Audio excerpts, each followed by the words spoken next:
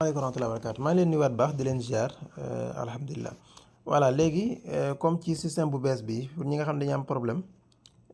léegi dama leen wan naka ngeen di fayee seen moratoire voilà par exemple bu ngeen xoolee compte bi bu bëggee fay sa moratoire voilà fii ngay ñëw boo ñëwee trois traits yi xaaral ma génnaat voilà maanaam bu dee version bi dama ko def version ordinateur mais gis nga bu dee version téléphone c'est la même chose da ngeen di cliquer fii. trois traits yi ngeen wàcc ba fi ñu bind mes actions ba tey c'est la même chose voilà ngeen xool gis ngeen fii boo xoolee di ngeen ko gis fii ci suuf am na fu ñu bind mes investissements voilà dina la bindal nombre d'actions yi nga am fii ak nombre de parts réservées yi léegi ngeen xool fii fi ñu def mes investissements gis ngeen ko nii mu bindal la ñaata action nga fi am ak ñaata versement nga defagum gisoo mu defal la 5 versement waaw ak ci mois bu nekk ñaata ngay fay da ngay cliquer fii gis nga kon day mel ne 50% yi la fayagul parce que 10 mois la voilà léegi nga cliquer fii ñu bind verser nga cliquer verser voilà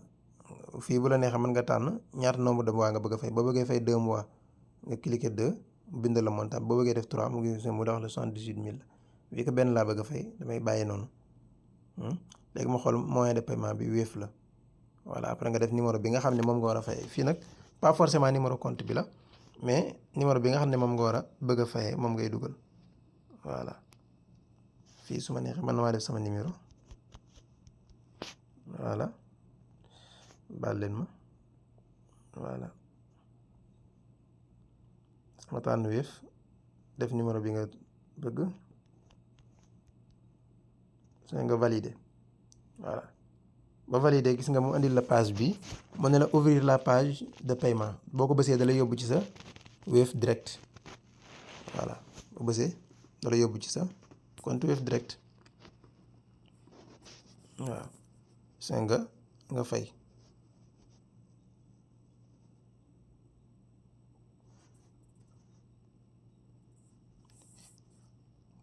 voilà gis ngeen jàll na paiement bi jàll na voilà. léegi nga delluwaat ci sa compte voilà boo ñëwee fii nga actualiser waat page bi